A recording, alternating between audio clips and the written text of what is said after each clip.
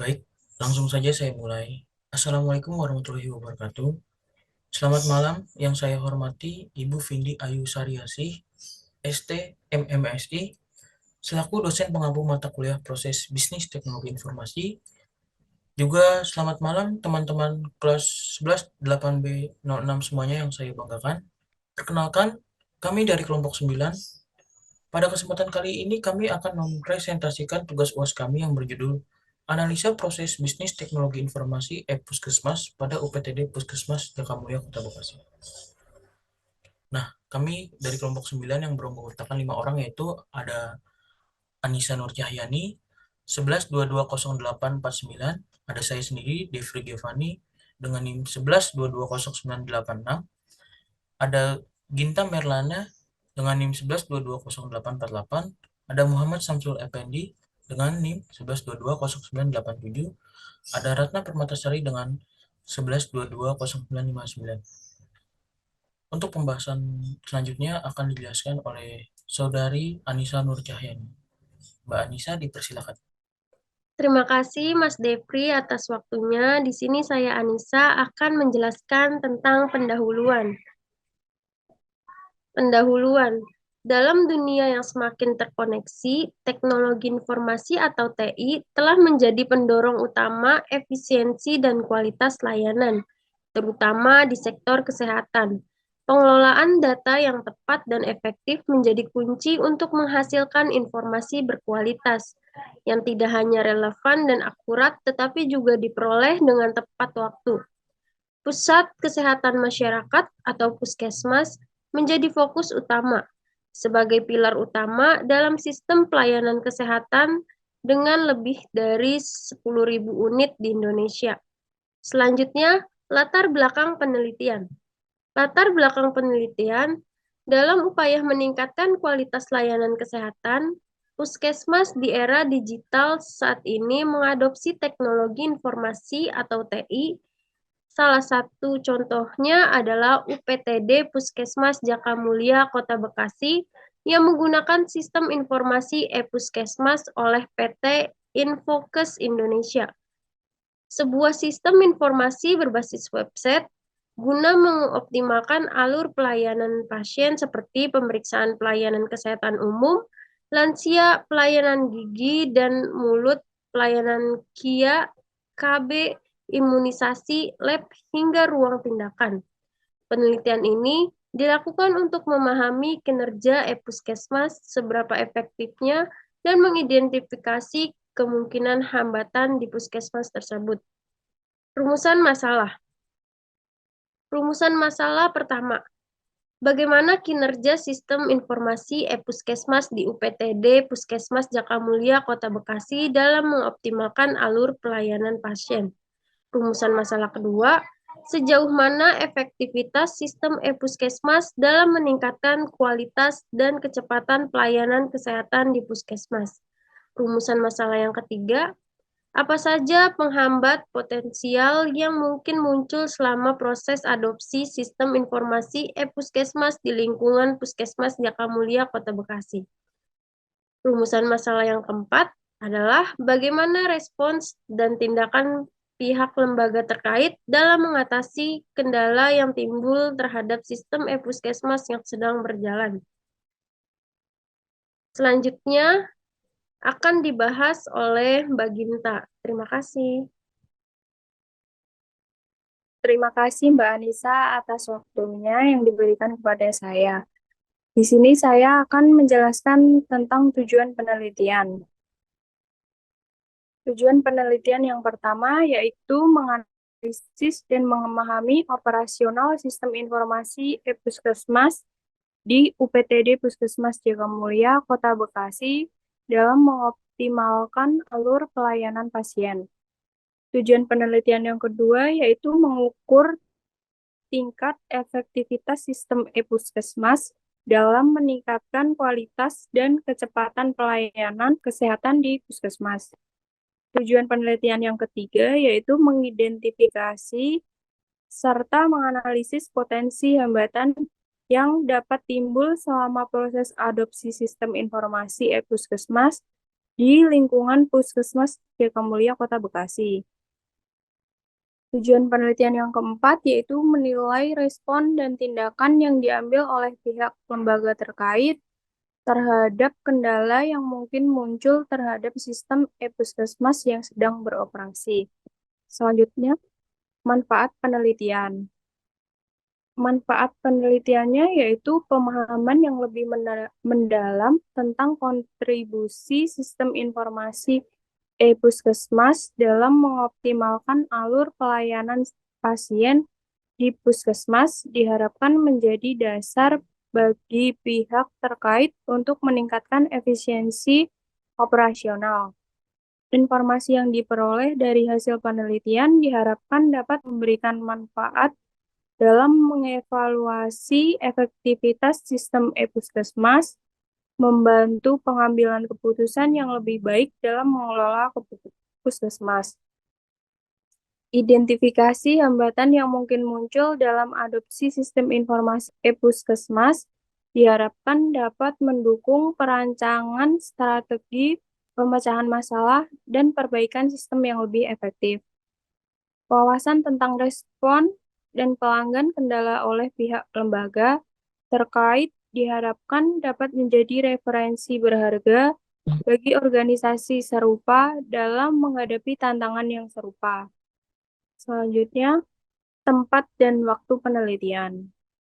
Tempat dan waktu penelitian yaitu tim melakukan penelitian secara langsung pada kegiatan alur pelayanan pasien di UPTD Puskesmas Jakamulia, Kota Bekasi, yang berlokasi di Jalan Kompleks Surya Mandala, RT 014, RW 013, Jakamulia, Kecamatan Bekasi Selatan, Kota Bekasi, Jawa Barat, 17.323 selama 5 hari pada tanggal 23 sampai dengan 27 Oktober 2023.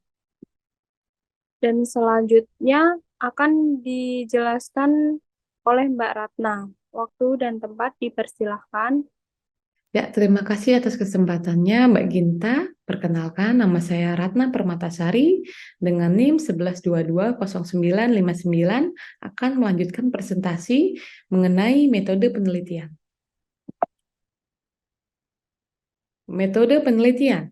Untuk memperoleh informasi yang akurat dan relevan seputar alur pelayanan pasien melalui sistem informasi e-puskesmas, kami mengadopsi beberapa metode pengumpulan data, yaitu observasi, wawancara, dan studi pustaka.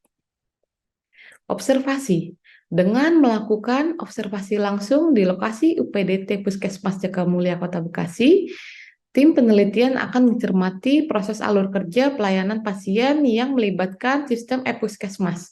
Data akan diperoleh dengan mencatat interaksi antara petugas medis dan pasien, serta perubahan atau perbaikan dalam sistem selama periode penelitian. Wawancara.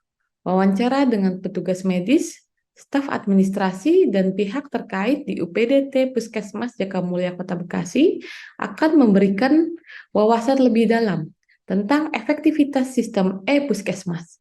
Tujuan wawancara ini adalah mengidentifikasi hambatan yang mungkin muncul, memahami bagaimana pihak lembaga terkait merespon dan mengatasi masalah yang terjadi.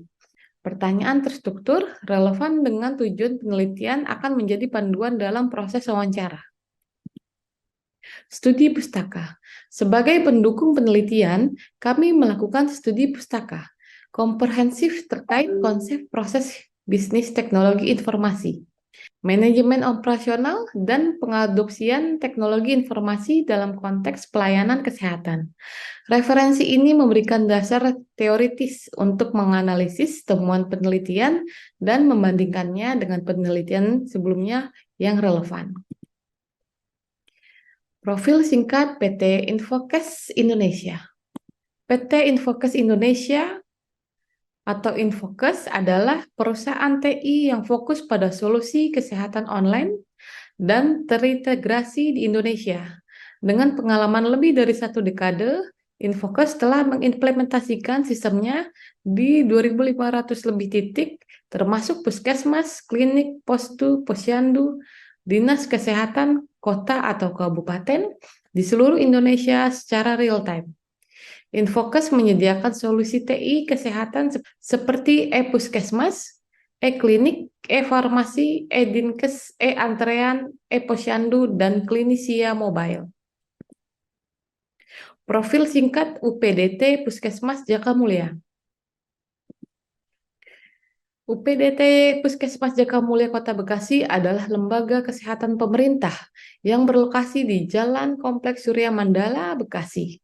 Berperan sebagai pusat pelayanan kesehatan masyarakat di tingkat kecamatan. Puskesmas ini menawarkan layanan kesehatan terjangkau dan berkualitas untuk warga sekitar, dengan peran signifikan dalam mendukung operasional instansi kesehatan di atasnya.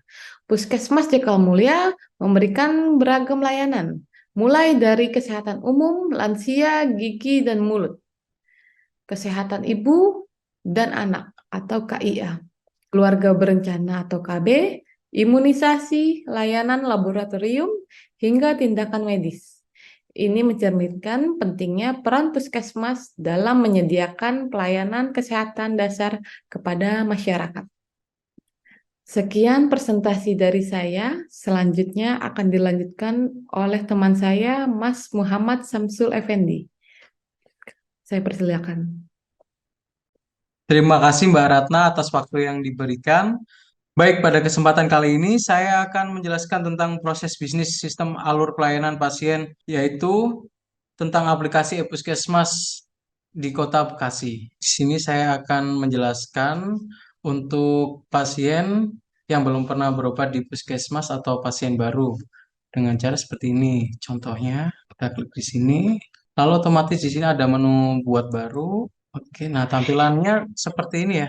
Nah, untuk kalau BPJS, kita ubah ke BPJS di sini, terus kita ketik aja NIK kita misalkan.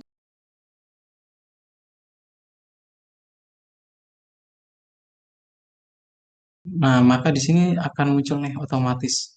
Kita search dulu. Nah, seperti ini akan muncul.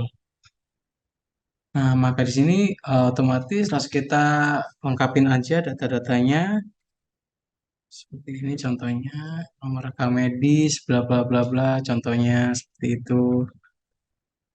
Di 0303, misalkan apa saja, lalu kita ini harus diisi, langsung kita update aja.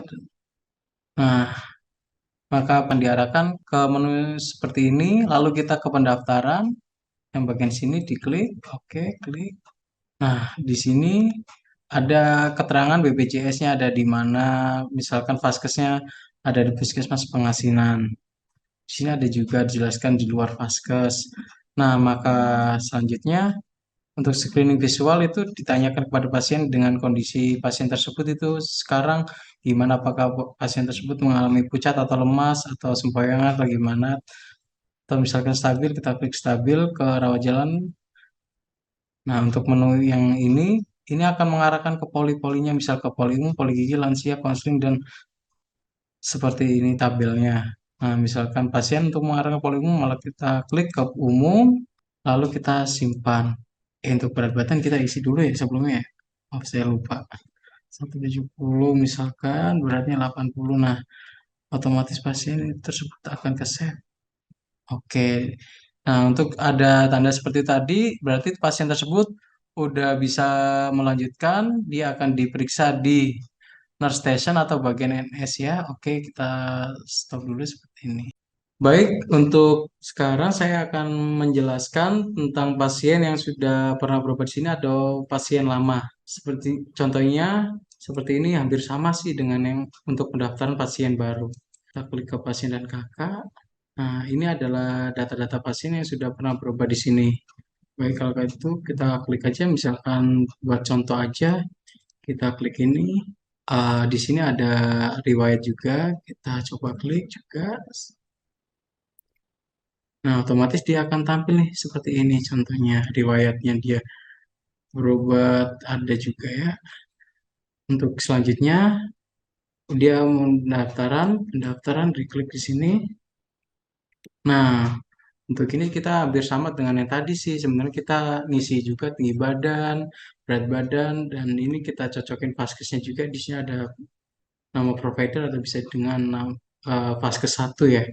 Di sini kita tanyakan ke pasiennya dengan kondisi diet seperti apa. Misalkan hari ini dia nyeri hebat, kita klik seperti ini orangnya, ini rawat jalan. Kita tanyain bapaknya mau berobat kemana, misalkan kita berobat mau ke poli umum, kita klik poli umum, lalu ke kita simpan. Nah, untuk pasien lama sudah selesai cara untuk pendaftaran. Nah, untuk selanjutnya, pasien tersebut akan diarahkan ke nurse station atau bagian tensi ya, seperti itu. Nah, di sini saya akan mencoba memerankan sebagai nurse station. Seperti ini alurnya. Kita ke pelayanan, diklik, kita ke medis. Kita lihat. Nah, di sini ada pasien-pasien, nama-nama pasien. Di sini saya juga akan menjelaskan perbedaan dia memakai BPJS, tandanya seperti ini. Yang saya lingkarin ini yang ada angka tiganya, misalnya contohnya nih. Nah, dan untuk pakai umum atau ya umum sih misalkan disebut gitu, dia seperti ini aja nih contohnya. Nah, selanjutnya untuk itu kita langsung klik saja, misalkan pasien tersebut kita panggil, kita Om Samsul Effendi misalkan dipanggil. Di sini akan menunya seperti ini ya, teman-teman semua. Contohnya saja untuk di apa station kita harus ke anamnesa terlebih dahulu. Nah, untuk anamnesa itu seperti ini nih. Contoh-contohnya atau form-formnya atau tabel yang harus diisi. Misal dokter hari ini tuh namanya siapa, ini perawatnya siapa yang bagian tensi, dan kita tanyain ke pasiennya keluhan utamanya dia apa, berapa lama sakitnya, gitu seperti itu. Kita tanya-tanya juga seperti ini, apakah menggunakan alat bantu atau saat beraktivitas kita bisa tanyakan langsung seperti itu. Nah, ini juga sama, ini untuk ini harus ditanyakan juga ya. Nah, apabila ini untuk pemeriksaan fisiknya contohnya seperti ini. Apabila ini udah selesai, bis kita update, misalkan kita update nih, kita isi dulu ya. Contohnya aja nih, sebagai contoh kita isi dulu. Misal nama dokter hari ini, dokter ini, terus perawatnya kita klik namanya, misalkan nih contohnya pusing. Nah, udah berapa hari ini Mas? Ditanyakan kepada pasiennya, kita 3 hari, kita terus 3 hari aja seperti itu. Ini didain biasanya siap-siap tidak. Nah, untuk ini satu lagi nih untuk yang bintang-bintang ini wajib diisi nih. Kalau yang bintang-bintang tidak diisi, maka dia akan tidak bisa nge-save atau nge-update untuk melakukan ke selanjutnya. Kita isi dulu, misalkan ini channel 80, lalu nomornya 45, sini 90, ini 36, tensi 120 per 80, coba lingkar perutnya 180. Lalu ditanya apakah pasien tersebut merasakan nyeri atau tidak ya, kita tanyakan terapi dan edukasi, misalkan pusing istirahat cukup, istirahat cukup. Nah, data selesai, kita update aja. Nah, untuk seperti data tersebut berarti dia sudah selesai di bagian nurse station. Oke, setelah selesai, maka di sini selanjutnya saya akan memerankan sebagai dokter nih. Untuk pasiennya, habis dari nurse station itu akan diarahkan ke ruang dokter untuk pemeriksaan selanjutnya. Biasanya dokter mengklik di diagnosanya. Baik, untuk setelah selanjutnya, pasien ketika sudah masuk di ruangan dokter, maka dokter akan memilih diagnosa tersebut ya. Misalkan diagnosanya apa, kita ini untuk apa, ditanyakan kepada pasien, dokter mau mencari ICD detailnya berapa, diagnosanya apa. Nah, kita ketika udah selesai misalkan jangan sampai tapi I10 contohnya, sebagai contoh aja ini. 10 Nah, ini kita simpan. Simpan. Ketika udah selesai kita simpan. Oke.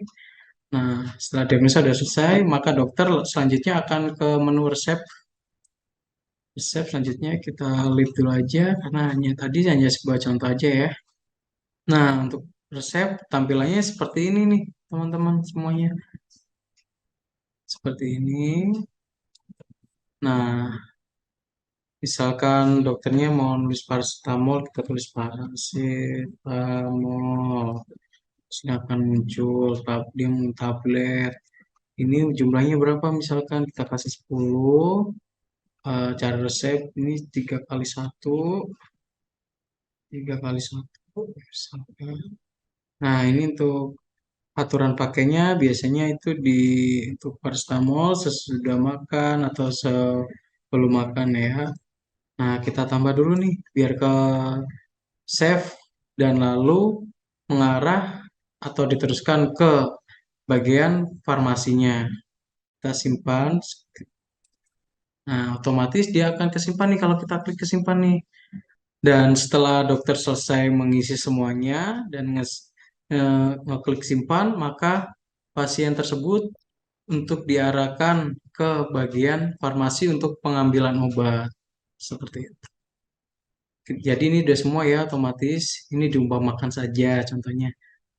Maka untuk menu selanjutnya ke pelayanan, untuk ke resep. Klik aja. Obat yang sudah. Nah, untuk tampilan obatnya seperti ini. Tapi ini yang sudah diberikan ya. Ini contohnya. Kita klik aja. Nah, ini nama-nama obat misalkan yang tadi eh, kita klik tadi munculnya di sini nih, misalkan paracetamol udah muncul. Nah, ini udah selesai.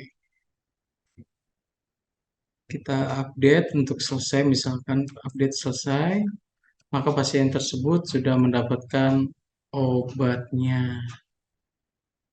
Nah, segitu saja untuk alur pelayanan dari pendaftaran sampai dengan pengambilan obat. Untuk selanjutnya, Mas Devri, saya perkenankan untuk slide berikutnya. Terima kasih. Baik, terima kasih kepada Saudara Pendi atas waktu yang diberikan. Oke, pada kesempatan kali ini saya akan membahas tentang analisa SWOT. Apa itu analisa SWOT?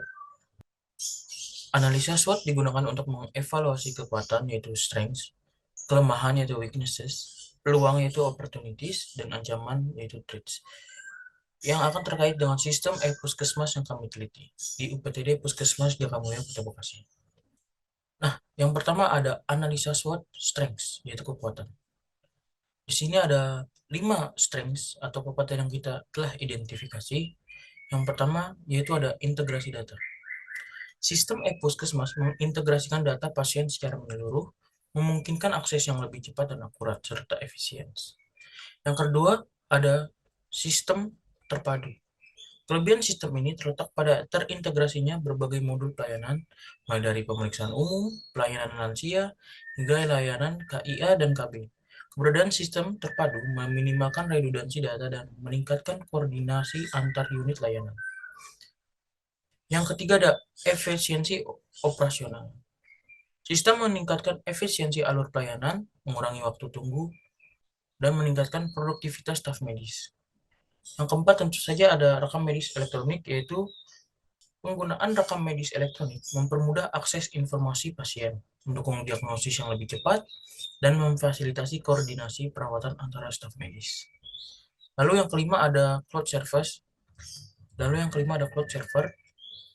Penggunaan cloud server memberikan keunggulan dalam skalabilitas, keamanan, dan ketersediaan data. Misalnya, penggunaan cloud server dapat memungkinkan penyimpanan data yang aman dan akses yang lebih cepat. Selanjutnya, yang kedua ada analisa SWOT, weaknesses atau kelemahan. Di sini ada 2 yang telah teridentifikasi kelemahannya. Weaknesses, yang pertama yaitu batasan infrastruktur. Apa sih batasan infrastruktur tersebut? Sistem ini tergantung pada infrastruktur teknologi yang mungkin memiliki keterbatasan dalam dukungan dan pemeliharaan. Keterbatasan infrastruktur mengacu pada kendala atau batasan yang mungkin timbul karena tergantung pada elemen-elemen infrastruktur teknologi. Infrastruktur teknologi mencakup perangkat keras yaitu hardware, perangkat lunak yaitu software, jaringan komunikasi, dan dukungan teknis yang mendukung atau support operasional suatu sistem. Nah, weaknesses yang kedua ada pelatihan pengguna. Tantangan utama terletak pada memberikan pelatihan yang memadai kepada staf medis dan administratif para pegawai agar dapat menggunakan sistem ini dengan lebih efektif dan lebih efisien. Next. Nah, yang ketiga dan selanjutnya ada analisa SWOT, opportunities atau peluang. Nah, di sini ada 4 opportunities atau peluang yang telah kita identifikasi. Yang pertama ada pengembangan fitur. Peluang ini memberikan ruang untuk terus menyempurnakan sistem dengan pengembangan fitur baru, memungkinkan peningkatan signifikan dalam layanan dan kepuasan pasien. Yang kedua ada kerjasama potensial. Kerjasama potensial dengan instansi atau lembaga kesehatan terkait seperti contohnya BPJS Kesehatan atau perusahaan farmasi seperti Kimia Farma dan lain-lain dapat menjadi pintu masuk bagi sinergi yang menguntungkan dan peningkatan akses terhadap sumber daya kesehatan. Nah, yang poin ketiga ada penerapan teknologi serupa.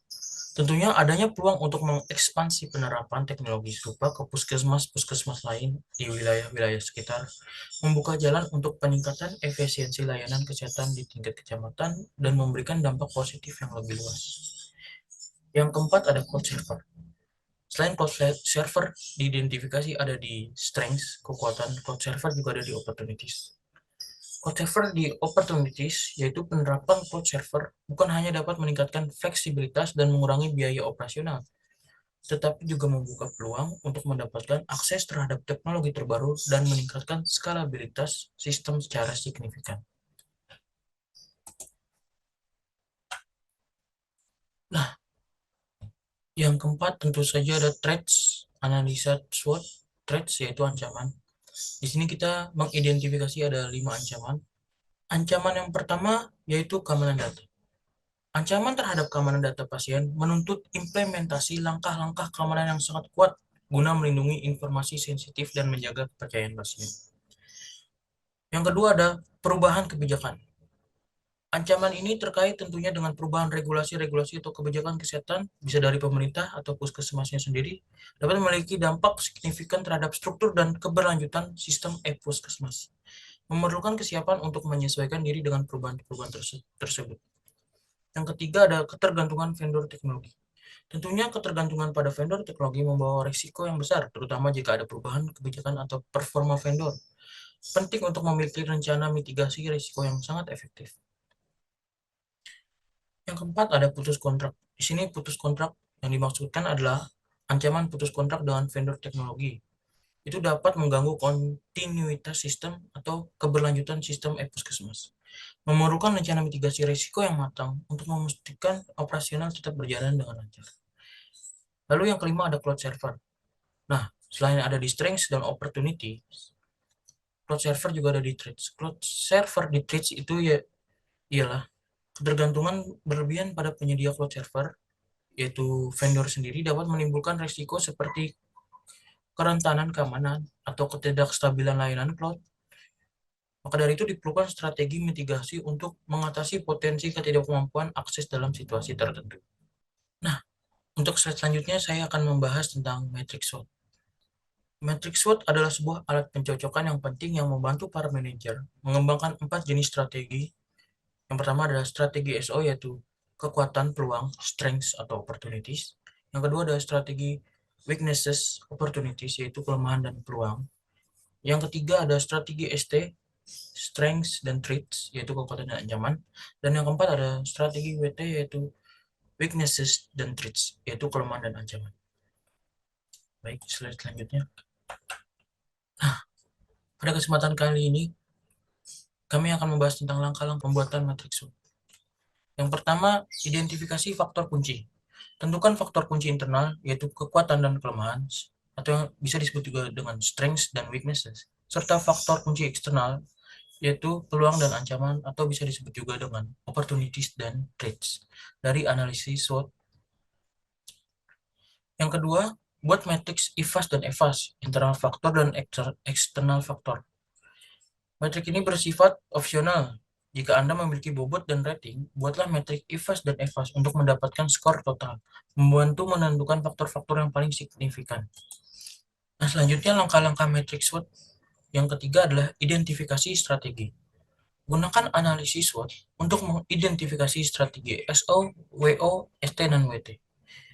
Strategi SO, Strength Opportunities. Manfaatkan kekuatan internal untuk memanfaatkan peluang eksternal. Yang kedua, strategi WO, Weaknesses Opportunities. Atasi kelemahan internal untuk memanfaatkan peluang eksternal. Yang ketiga adalah strategi Strength dan Threats. Gunakan kekuatan internal untuk mengatasi atau mengurangi ancaman-ancaman eksternal. Yang keempat adalah strategi WT, yaitu Weaknesses dan Threats. Mengatasi kelemahan internal dan menghindari atau mengurangi dampak ancaman eksternal. Nah, setelah tadi kita mengikuti langkah-langkah yang sebelumnya saya sebutkan, di sini ada tabel IFAS dan EFAS SWOT yang telah ditentukan. Di internal faktor sendiri ada strength dan weaknesses. Di strength itu ada integrasi data, efisiensi operasional, rekam medis elektronik, dan sistem terpadu. Weaknesses-nya yaitu pelatihan pengguna dan batasan infrastruktur. Untuk faktor eksternal yaitu EFAS, ada opportunities dan threats. Opportunities-nya sendiri yaitu ada pengembangan teknologi kesehatan. Dan threats-nya yaitu ancaman putusan kontrak dengan vendor teknologi. Nah, setelah ditentukan IFAS dan EFAS-nya, di sini kita akan membuat matrix SWOT. Yang pertama ada strength dan opportunity, strategi SO. Jawabannya adalah mengoptimalkan pengembangan fitur tambahan dalam sistem. Yang kedua ada weaknesses dan opportunity, yaitu WO. Jawabannya adalah meningkatkan pelatihan pengguna untuk mengatasi kelemahan. Yang ketiga tentunya ada strengths dan traits, atau ST, strategi ST. Jawabannya adalah meningkatkan keamanan data dengan mengimplementasikan langkah-langkah keamanan yang kuat. Contohnya seperti kebijakan privasi data pasien, kontrak kerja yang mengatur tentang keamanan dan privasi data pasien agar tidak bocor. Tentunya ini dilakukan oleh UPTD Puskesmas Jakamulia Kota Bekasi dan sang vendor. Yang keempat ada WT yaitu weaknesses dan threats. Jawabannya adalah menyiapkan rencana darurat dan pemulihan data dalam menghadapi ancaman putus kontrak dengan vendor. Baik, selanjutnya. Nah, pada slide kali ini saya akan membahas tentang kendala yang ditemukan. Kendala yang kami temukan selama kami melakukan penelitian di UPTD Puskesmas Kota Bekasi, khususnya alur pelayanan pasien, yaitu ialah mesin cetak antrian dalam keadaan sedang diperbaiki.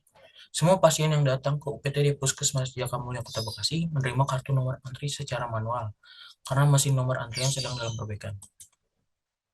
Nah, kendala yang kedua yang kami hadapi saat melakukan penelitian di sana, terkadang jarang sekali, tapi pernah terjadi aplikasi mengalami 502 bad gateway.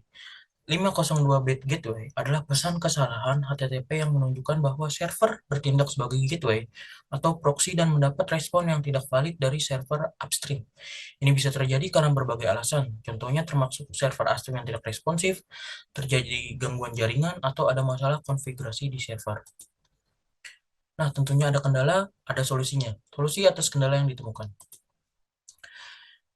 Solusi pertama yaitu mesin cetak antrian yang tadi sedang dalam perbaikan. Di sini ada 3 solusi yang kita identifikasi untuk mesin cetak antrian yang sedang dalam perbaikan. Yang pertama ada pemberitahuan jelas.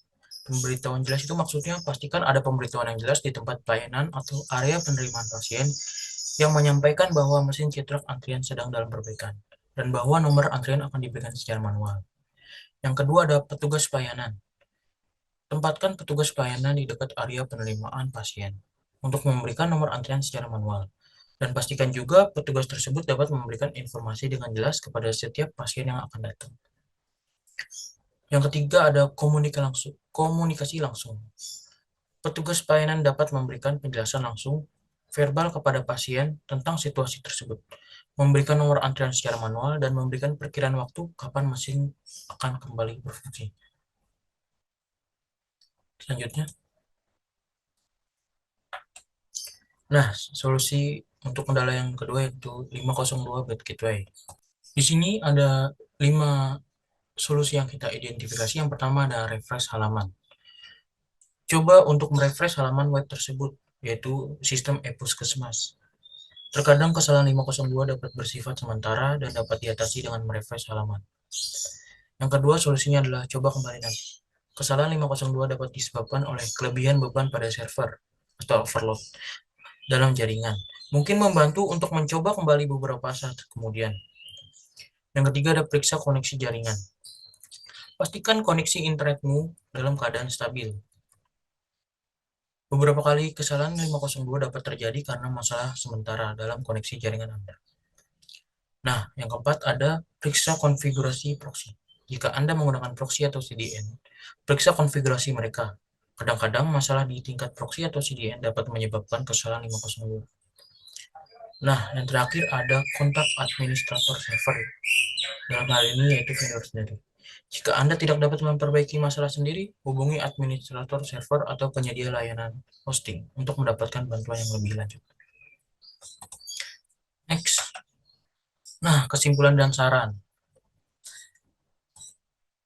Melalui proses analisis yang telah dilakukan terhadap implementasi sistem e-Puskesmas di UPTD Puskesmas Jakamulya, Kota Bekasi, dapat disimpulkan bahwa integrasi teknologi informasi menjadi kunci dalam meningkatkan efisiensi dan kualitas pelayanan kesehatan di tingkat kecamatan. Meskipun e-Puskesmas menunjukkan kekuatan dalam integrasi data, efisiensi operasional, dan rekam medis yang elektronik, beberapa tantangan seperti batasan infrastruktur yang tadi telah saya sebutkan dan pelatihan pengguna masih menjadi perhatian yang harus terus dilakukan agar pemanfaatan sistem e-Puskesmas selalu tepat sasaran. Saran-saran. Peningkatan infrastruktur. Diperlukan investasi dalam peningkatan infrastruktur teknologi guna mendukung kinerja sistem e-Puskesmas secara optimal. Yang kedua ada pelatihan pengguna. Menerapkan program pelatihan yang lebih intensif dan berkelanjutan untuk staf medis dan administratif, yaitu pegawai-pegawai, agar dapat menggunakan sistem dengan lebih efektif. Yang ketiga ada inovasi terus-menerus. Menggali peluang pengembangan fitur tambahan dalam sistem untuk terus meningkatkan layanan dan kepuasan pasien. Dan yang keempat ada keamanan data.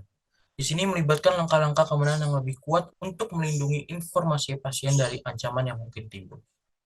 Saya kira itu saja presentasi dari kelompok kami. Saya Devri Giovanni, mewakili kelompok 9 yang bertugas. Mohon pamit. Wabillahi taufik walhidayah. Wassalamualaikum warahmatullahi wabarakatuh. Sekarang kita akan memasuki sesi tanya-jawab. Jika ada yang ingin bertanya, silakan. Kami akan menjawab. Terima kasih.